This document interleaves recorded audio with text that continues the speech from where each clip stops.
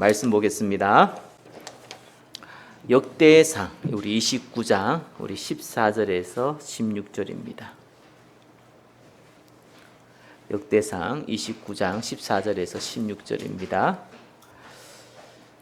제가 봉독해 올려드리겠습니다. 나와 내 백성이 무엇이기에 이처럼 즐거운 마음으로 드릴 힘이 있었나이까? 모든 것이 주께로 말미암았사오니 우리가 주의 손에서 받은 것으로 주께 드렸을 뿐이니이다. 우리는 우리 조상들과 같이 주님 앞에서 이방 나그네와 거류민들이라. 세상에 있는 날이 그림자 같아서 희망이 없나이다. 우리 하나님 여호와여, 우리가 주의 거룩한 이름을 위하여 성전을 건축하려고 미리 저축한 이 모든 물건이 다 주의 손에서 왔사오니 다 주의 것이니이다. 아멘. 성전 시스템이라는 제목으로 말씀 증거하겠습니다.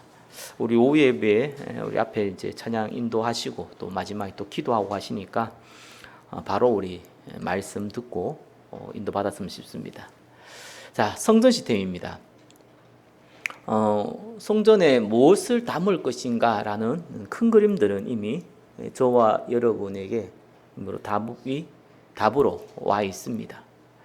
자, 이것을 어떻게 우리가 응답받아 나갈 것인가, 우리가 어떻게 성령 인도받을 것인가 라는 부분에 대해서 오늘 그 관점을 가지고 말씀을 나누겠습니다. 첫 번째는 우리 세 가지 뜰을 담은 성전입니다.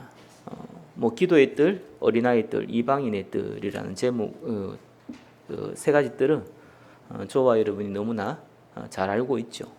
기도는 치유를 좀 의미합니다. 또 어린아이의 뜰은 영적 서밋을 의미합니다. 이방인의 뜰은 문화권이 다른 곳에 실제로 전도할 수 있는 선교를 의미합니다. 그래서 9가지 템을 먼저 잡았습니다. 물론 그 이상으로 계속 응답받아 나갈 것입니다. 세 가지 좀 큰 틀을 우리가 잡고 또 그 안에 좀 큰 9가지 템을 급한 것을 먼저 잡았습니다. 그래서 우리 병든 자 치유하는 교회는 사실 육신의 병든 자를 치유하기까지는 조금 안 맞는 게 있습니다. 물론 대형 교회에서는 좀 이런 부분을 할 수는 있습니다. 그러나 한계가 아무래도 많지요. 그리고 아무래도 저와 여러분이 보다 그죠? 암 걸렸다 그러는데 저와 여러분 얘기 듣는 것보다 당연히 병원 가서 말 듣는 게 훨씬 낫죠. 현실적인 겁니다. 저와 여러분 말은 신뢰가 안 됩니다. 그죠?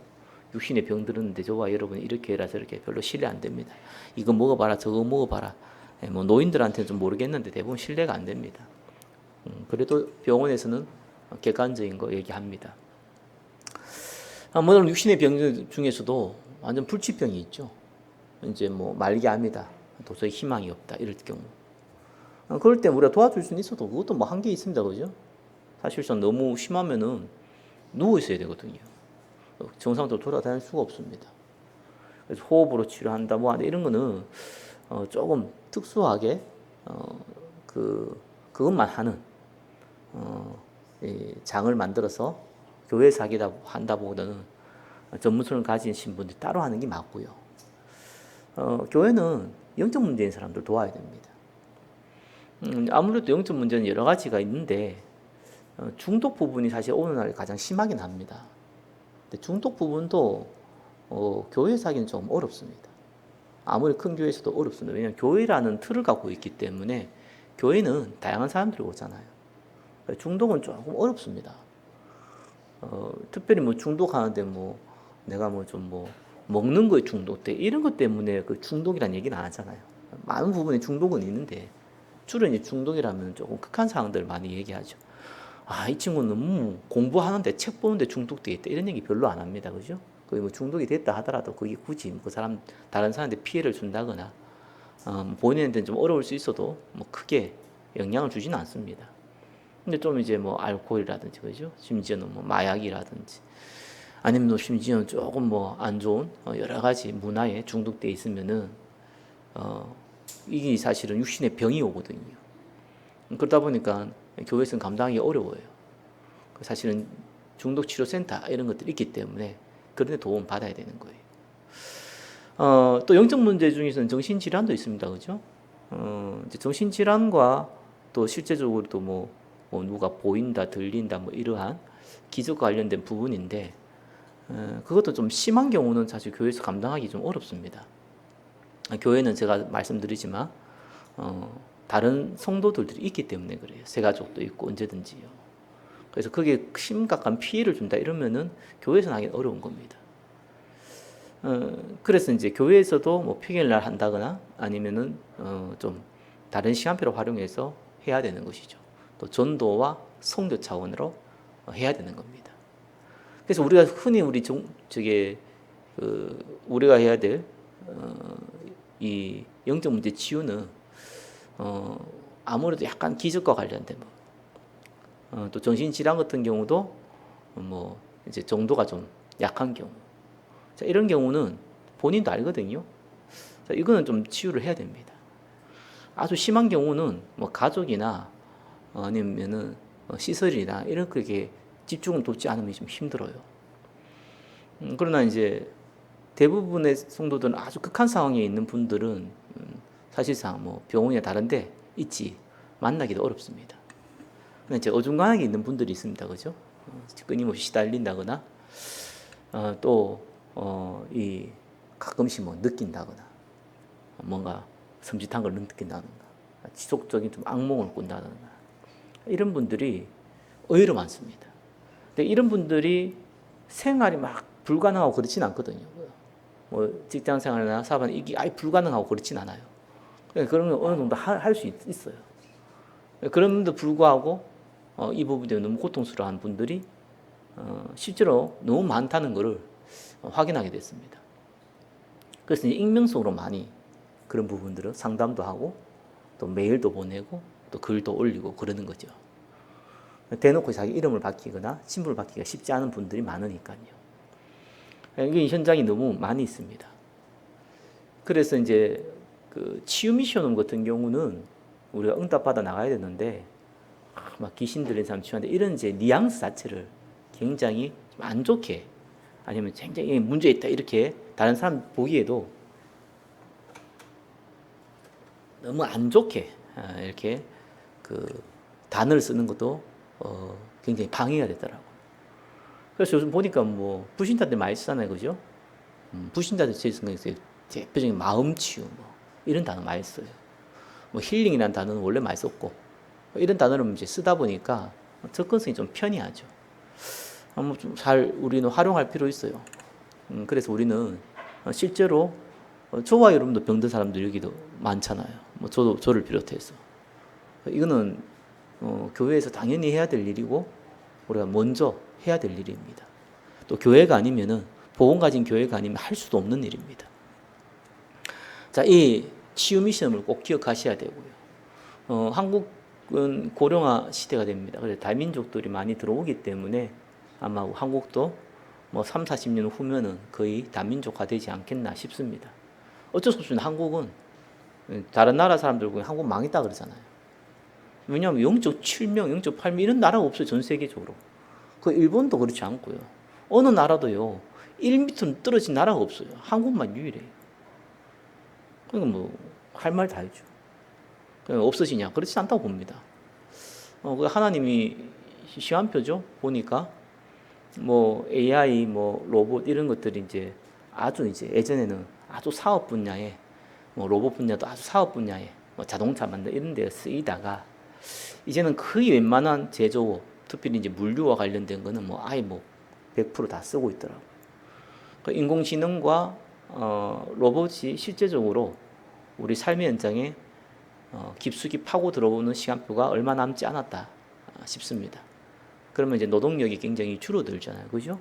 그래도 노동력이 필요하니까 아무리 3D 업종은 우리 한국 사람들 잘 안 하려고 그러니까 외국인도 많이 받아들일 것 같고요. 그렇게 갈 수밖에 없어요. 또 한국도 나름대로 참 감사한 일이죠. 한국이 지금 저도 경제 부문 조금 보니까 그 선진국이 되는 기준이 있어요. 그 이제 경제적인 기준이 있는데 얼마 뭐 GDP 얼마 이런 게 아니고요. 금융업이 어느 정도 성장을 해야 돼요. 또 영국이나 프랑스나 이들이 왜 부유하냐니까 제조업 다 망했잖아. 없어요. 근데 이제 말 그대로 금융업이 발달된 거예요. 일하지 않고 돈 버는 것이 있죠. 그러니까 이제 복지가 많이 발달돼 있죠. 그런 부분에서는 이제 유럽이 나름대로 선진국 대열에 섰고 그렇게 뭐 경제 활동이 없어도 잘 살잖아요. 이유가 다 그 금융업 때문이거든요. 한국도 금융업이 어느 정도 정상 궤도에 들어선 것 같아요. 한국이 이제 선진국으로 가게 돼 있어요. 자, 그러다 보니까 이제 복지 쪽에 아무래도 국가에서는 신경을 쓸 수밖에 없습니다. 지금 좀 사회가 혼란스럽지만 하나님께서 한국을 선교 대국으로 쓰기 위해서는 한국이 선진국 대열을 유지해야 되거든요. 그럼 금융업은 발달돼 있고 제가 보더라도 그렇게 할 수밖에 없어요, 한국은요. 그리고 뭐 우리나라 뭐 수출을 먹고 산다 이런 얘기 하는데 맞습니다. 근데 금융이 발달되면 수출이 좀 약해도 괜찮거든요. 이런 이제 응답들이 한국에서도 실제로 오고 있고요. 그러면 이제 복지가 발달되어지고 아무래도 이제 나이가 드신 분들이 점점 더 많아지고 그들이 또 오래 살 수 있도록 여러 가지 배경들이 만들어지죠. 어쩌면은 한국에 복음 전할 수 있는 또 좋은 장이 되는 거죠. 그리고 실버 사업이 굉장히 발달된다는 거 옛날부터 얘기했는데 이제는 이제 실감 나는 시간표가 머지않아 올 것 같습니다. 그러면 이제 뭐 치매가 걸린다거나 뭐 이런 경우는 특수한 경우고 그냥 나이가 드신 분들 그리고 삶의 희망을 많이 놓치신 분들 점점 늘어나게 되죠. 뭐 저와 여러분도 오래 살 거니까요. 뭐 사고나 있거나 특별한 질병이 없는 이상 오래 살게 될 겁니다. 물론 생명은 하나님 손에 달려 있지만 오래 살게 할 거예요. 그러면 노인 분야는 굉장히 중요한 부분입니다. 복음 전해야 돼요.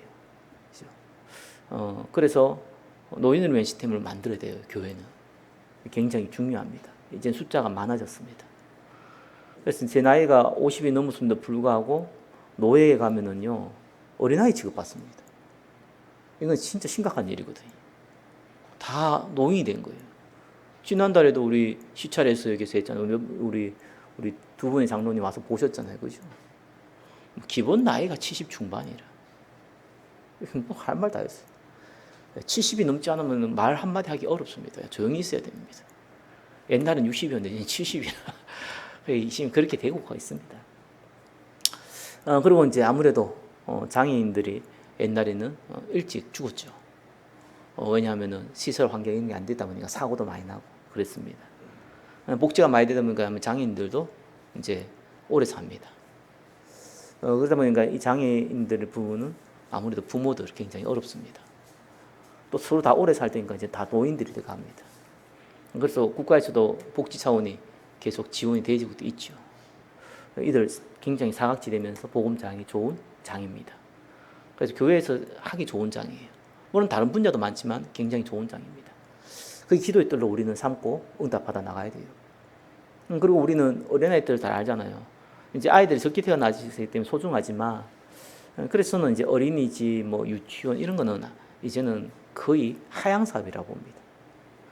사업적인 차원, 경제적인 발전적인 차원에서는 뭐 어린이집이나 이제 유치원이나 이런 거는 이제 하향 사업이 되겠죠. 왜냐하면 아이들도 적다 보니까 거기에 대한 부모의 간섭이 많아집니다. 뭐 옛날부터 그랬지만 지금은 좀 더 심해지죠.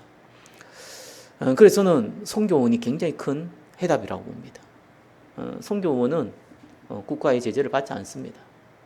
그러니까 자발적으로 할 수 있습니다. 그렇죠? 부모도 복음 때문에 이제 보내는 거죠. 그러니까 우리는 불신자나 특정한 다수를 대상으로 선교원을 하면 안 돼요. 선교원은 특별한 대상으로 하는 겁니다. 불특정 다수가 아닙니다. 그래서 우리 아이를 복음으로 키우고 싶다 이런 사람들만 오는 곳이에요. 그래서 선교원은 투자를 해야 되는 거예요. 그래서 손해를 안 보려고 하면은 절대로 하면 안 되는 겁니다. 그게 사실은 무조건 손해입니다. 경제적인 손해입니다. 손해가 아니죠. 하나님 입장에서 봤을 때는 어마어마한 영적 이익이 남는 것이 선교원입니다. 그래서 빨리 우리 생각 틀 벗어버려야 됩니다. 기존 어린이집에서 하는 무슨 뭐 영어도 가르치고 뭐 한글도 가르치고 뭐 여러 가지 뭐 체험도 하고 이런 거 싹 다 바꿔버려야 됩니다. 그럴 시간 없습니다. 그런 거 할 필요도 없습니다. 부모하고 가면 됩니다. 얼마든지 요즘 유튜브 보고 아이들이 스스로 다 공부할 수 있습니다. 할 애들은 다 합니다. 그런 거 가지고 건드리면 안 돼요. 빨리 어릴 때 영적 서밋을 만들어야 됩니다. 영적 상태를 싹 바꿔놔야 돼요. 그래서 어릴 때 약간 불안함을 갖고 있는 애들은요, 커서도 똑같습니다. 그거는 이제 영원히 가지고 가는 겁니다. 어릴 때 굉장히 산만했던 그것도 마찬가지입니다. 그건 영원히 가지고 가는 거예요. 죽을 때까지. 그러니까 마지막 바꿀 수 있는 영적 상태가 유아 유치 때거든요. 성교는 눈에 안 보이는 걸 해야 됩니다. 보이는 거는 그냥 필요에 따라 한두 개 하는 것이 안 보이는 걸 해줘야 돼요. 그래서 가정을 파고 들어가야 되고요. 부모를 파고 들어가야 되고 그 아이들이 실제로 영적 상태를 파고 들어가지고 기도로 들어가줘야 돼요. 그걸 해줘야 됩니다. 그게 성교원이에요. 다른 거는 굳이 교회에서 그럴 시간도 없고 여유도 없고 그죠? 굳이 어린이집 간 애를 붙잡아가지고 성경을 할 이유는 더더욱 없고요. 오지 마. 올 필요 없어. 그죠? 진짜 원하는 사람 와야 되는 것이. 거기 성교원이에요. 불신자도 방과후 학교 하잖아요. 그죠? 우리는 방과후 학교를 교회에서 해야 되는 거예요. 그게 겨자씨 학교입니다. 이때부터는 초등학생 때부터는 언어 들어가야 돼요. 언어를 들어가줘야 돼요. 그죠? 그 다음에 성경 말씀 외워야 돼요. 최고의 교육 중에 교육은 암기입니다. 그래서 어떤 나라도 엘리트는 암기부터 시킵니다. 창의성, 아이고, 그거는 암기되어 있는 사람들한테 요구하는 겁니다. 한국이 왜 교육이 자꾸 무너졌냐? 암기만 했기 때문에. 그죠? 근데 암기는 거의 다 해야 됩니다. 그 이유는 창의성을 발휘할 수 있도록 해줘야 되는 것이지, 최소한 초등학생, 중학생까지는 암기에 올인해줘야 돼요. 뭘 알고 있어야지 창의성도 나오지. 아무것도 모르는데 무슨 창의성이 나옵니까? 자, 이렇게 암기할 수 있도록. 그래서 찬송가도 외워버려. 이걸 못 외우잖아요, 찬송가. 그죠? 뭐 1절 정도는 뭐 하도 많이 불러서 외울 수 있지만 2절, 3절, 4절 가면 못 외우잖아요. 그죠? 여러분, 예국가도 1절만 외우지 2, 3절, 3절 못 외우잖아요. 그죠? 그럼 거기 어떻게 보면 우리 그래 배워온 거예요. 외워야 돼요. 렘넌트들은 외워야 돼요. 어린애들은요. 성경구 중요한 거 싹 다 외워야 돼요. 그죠? 그다음에 찬송가 싹 다 외워야 돼요. 언어 어렵습니다. 그래서 언어를 외국어를 배울 제일 좋을 나이가 사실은 초등학생이거든요. 유아유치 때는 배우면 어떻게 보면 손해 봅니다. 왜냐 한국어에 대한 개념이 없는데 다른 거 배우면 헷갈립니다. 오히려 정신 문제 옵니다. 뭐 유아 교육 하신 분들이 얘기하더라고요. 그래서 초등학생 정도 되면은 한국어를 할 줄 알기 때문에 언어나 이렇게 머리가 그래도 백지 상태잖아요.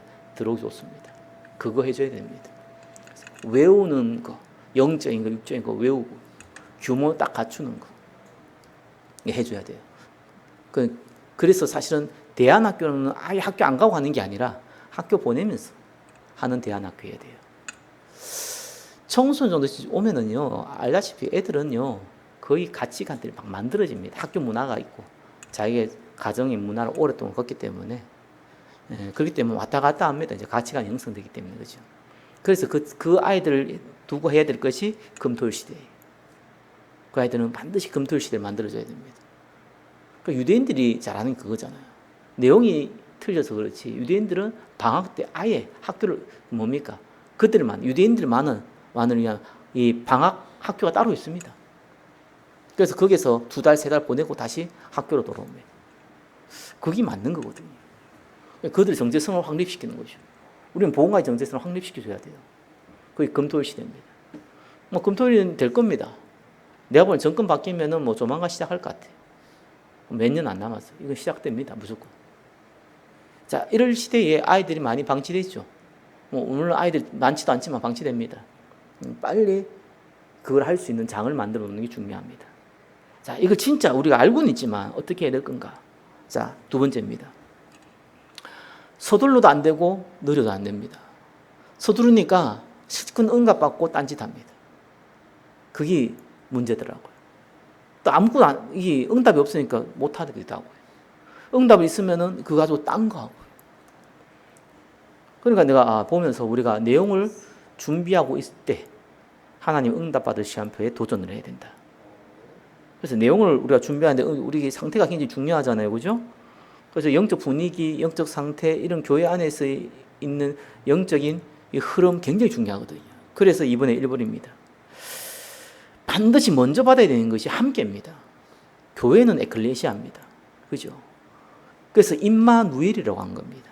하나님이 우리와 함께 한 겁니다. 임마누엘은 여러분 나와 함께 하는 게 아닙니다. 우리와 함께 하는 거예요.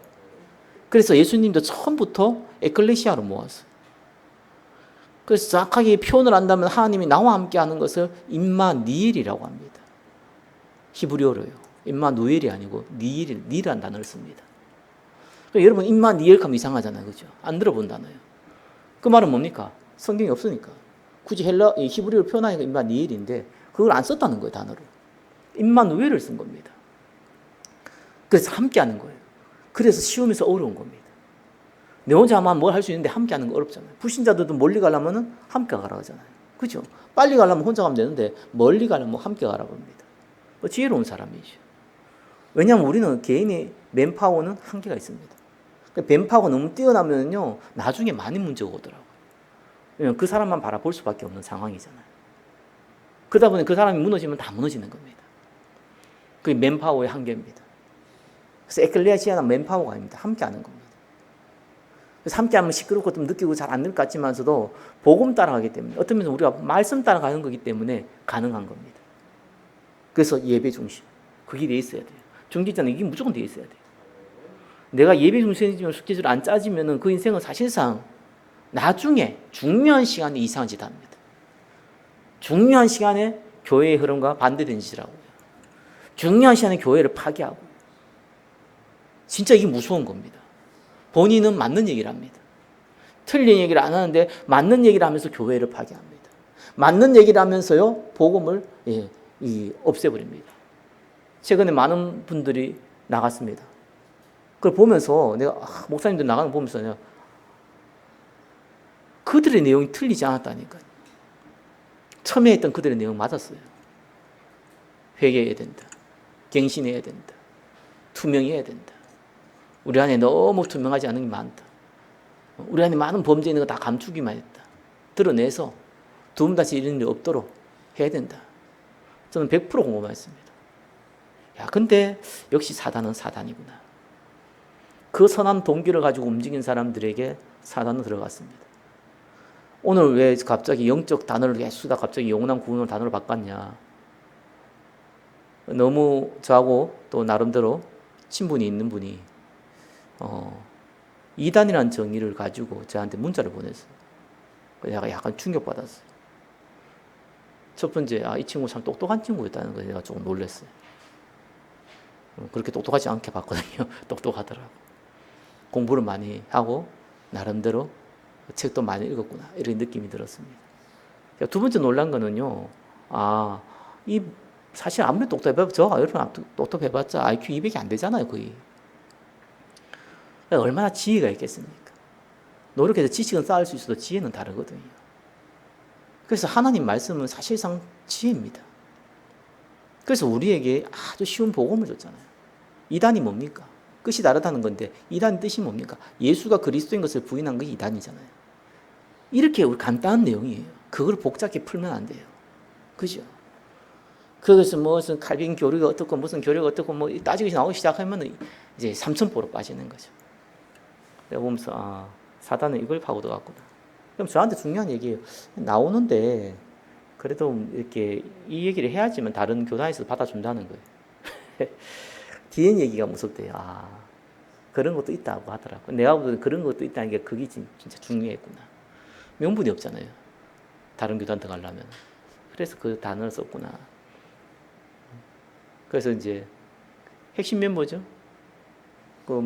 탈퇴 선언하는 거 앞에 사회 앞에서 낭독했던 친구가 한 얘기예요. 그 얘기가. 그래서 내가 참 씁쓸하다라는 생각이 들더라고요. 그래서 참 너무 모르는구나. 복음을 너무 복잡하게 생각했구나. 그러니까 윤리 도덕적 문제가 심각한 것들이 있겠지만 그것이 복음보다 크게 보였구나. 저건 실수였다. 나는 빨리 우리 단체도 갱신해야 되고 개혁해야 되고 100% 공감하는데 그 얘기 딱 들으면서요. 역시 사단은 사단이다. 이렇게 다른 생각, 다른 마음, 다른 동기들이 결국은 복음을 뛰어넘어 버렸구나. 망하는 거거든요. 저와 여러분의 인생이요. 예배를 뛰어넘으면 안 돼요. 예배 중심이 돼야지. 예배를 뛰어넘고 그죠. 예배를 참조하고 말이에요. 또 예배를 가끔 이렇게 이벤트로 생각하고요. 그러니까 30년, 40년 신앙생활에도요. 불신자 수준을 못 넘어서는 거예요. 참 안타까운 일입니다. 저와 여러분들 성공하고 안 하고 이런 게 중요한 게 아닙니다. 예배 중심이 안 되면은 분명히 다른 문제 옵니다. 첫 번째, 예배 혼자 예배 드리는데 얘기하잖아요. 에클레시아 예배 드려야 돼요. 공예배 중요합니다. 두 번째예요. 기도 집중, 그죠? 시간표에 따라서 우리 10일 기도회 시작하는데 우리 이용장님 얘기해 주시고 10일 집중 기도회는요 할 사람만 해야 돼요. 진짜로 할 사람 딱 10일 해야 됩니다. 뭐 오늘 피곤해서 못 나오는데 안 돼요. 피곤하면 우리 집에서 안 새는데 여기 주무시는지 하더라고. 해야 돼요. 할 사람은 딱 하면 돼요. 딱 10일만 할 겁니다. 이런 시간표를 내가 가져본 적이 없어요. 개인적으로 가져본 적이 있어도 함께 가져본 적이 없어요. 대형교회 다니면서 한 번도 그거 없어, 경험이. 왜? 안 된다는 거 알았잖아요. 그래서 이상하게 안 돼요. 그 사단의 공격이기도 한데 이상하게 그게 안 돼요. 이런 핑계 저런 핑계가 많아요. 혼자는 간혹 하는 사람들 뭐 어려움이 있으니까 가능한데 함께는 안 되더라고요. 야, 그래서 사도행전 1장 14절라는 거는 억지로 만드는 게 아니구나. 하나님이 만들어 주셔야 되는 거구나. 기도 집중. 매일 하는 게 아닙니다, 이거. 죽습니다, 매일 하면은. 네, 딱 시간표 정해서. 그죠? 전도 연장. 개인 전도 아닙니다. 함께 하는 전도. 특별히 교회 주변. 함께 해야 되는 거예요. 이러면서 우리가 뭘 알립니까? 전도 잘하는 것을. 스스로에게 각인시키고 현장에 각인시키는 겁니다. 이게 먼저 받을 응답이에요. 이게 아주 기본인데 아주 기본이 안 되어 있는 거예요. 죄송합니다. 저는 정식 기도도 중요한 것이 함께하는 기도라고 생각하는 사람입니다. 왜 그러냐? 함께한 기도를 못 해본 사람은요, 정식 기도 어렵습니다. 실제적으로. 물론 정식 기도 하는 사람이 함께 기도하다 할 수 있겠죠.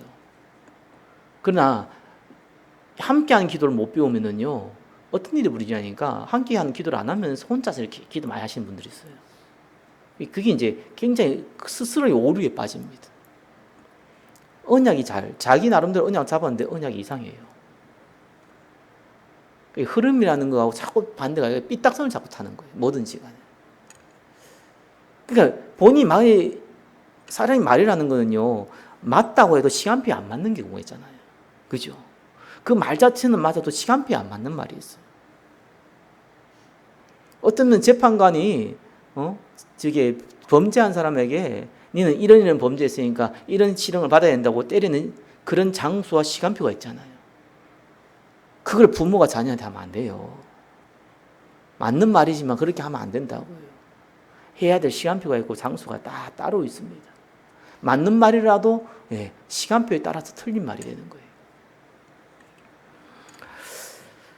자, 그래서 첫 번째 받는 응답은 함께다. 자, 그리고 저와 여러분들이 실제로 응답 받아야 될 것이 한 가지는 전도예요. 이거는 교회화되어야 될 전도입니다. 이것도 말씀 따라갈 사람 만나야 돼요. 그죠? 그냥 사람들 만나는 거 아닙니다. 그거는 그냥 만나면 되는 거고요. 근데 말씀 따라갈 사람들이 있습니다. 그 사람들을 만나야 돼요. 한 개인이 이 가정이 될 수도 있겠지만 한 가정을 전도할 만한 응답도 누려야 돼요. 100명의 성도가 렘넌트 때까지는 말씀 따라갈 사람입니다. 그럼 사람 말씀 따라갈 사람이 아니냐? 어떻게 판단합니까? 그 말이 아닙니다. 그건 나중에 결과적으로 나오는 거고 그게 기도 제목이란 말이에요. 실제로 이 사람 말씀 따라갈 사람이 아닌 사람이지 그건 지켜봐야 아는 거고 안 따라갈 사람 같은 나중에 따라간 사람이 있고 따라간 것 같은 나중에 안 따라간 사람이 있잖아요. 그러니까 우리는 그 결과는 모르지만 분명한 거는 그 응답이 저와 이런 받을 응답이라는 거예요. 말씀 따라갈 한 가정 전도. 그리고 빛적인 통로를 반드시 만들어 놓으세요. 올인할 사람은 안 만들어도 됩니다. 저는 시간표 되면 내 거 다 들여서 올인을 해야 되거든요. 할 수밖에 없는 위치고 또 뭐 저한테는 그게 너무 당연한 거니까. 그런 거 아니면은 통로 만들어 놓으세요. 저는 청년들한테는 올인하라고 하지만 기성세대한테 올인하라는 얘기를 해본 적이 한 번도 없고 앞으로도 안 할 겁니다. 왜냐하면은 너무 다른 동기들이 좀 들어가 있기 때문에 본인한테 손해고 나중에 교회도 손해입니다. 당장은 응답 받는 것 같고 당장은 분위기 따라갈 수 있는 것 같은데 손해입니다. 그래서 올인은요 그냥 하는 게 아닙니다. 진짜 이거밖에 없다고 생각될 때 하는 거예요. 생각이 아니라 지정의적으로 완벽한 하나님의 마음과 환경과 여건 다 만들어줄 때 하는 겁니다. 그래서 체험을 해봐야 됩니다. 하나님 100배의 축복을 주는지 안 주는지를 체험을 안 해보면 힘듭니다.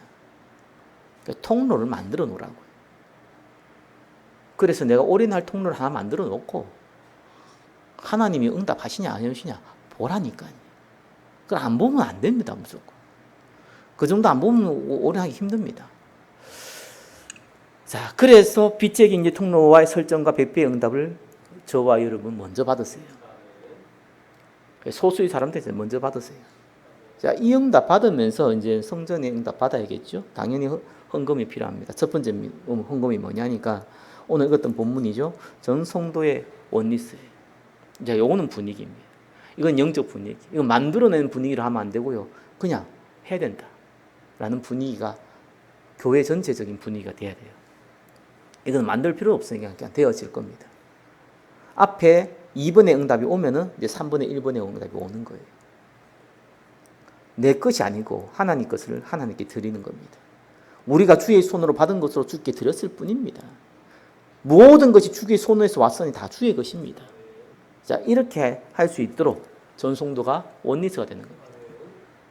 자, 여기는 아무래도 많이 드린 사람이 있고 적게 드린 사람이 있겠죠. 그러나 그와 동시에 오는 게 하나 있습니다. 그게 두 번째입니다. 연약한 자의 헌신입니다. 과부의 두 렙돈이죠. 로마 시대의 가장 작은 화폐가 한 렙돈입니다. 뭐 오늘 따지면은 뭐 10원, 20원 우리 동전 있잖아요. 그때 그 정도 작지는 않고, 지금 따르면 이제 몇천 원 정도 돈입니다. 그 두 렙돈 가지고 로마 시대의 목욕탕을 한번 갈 수 있었다고 합니다.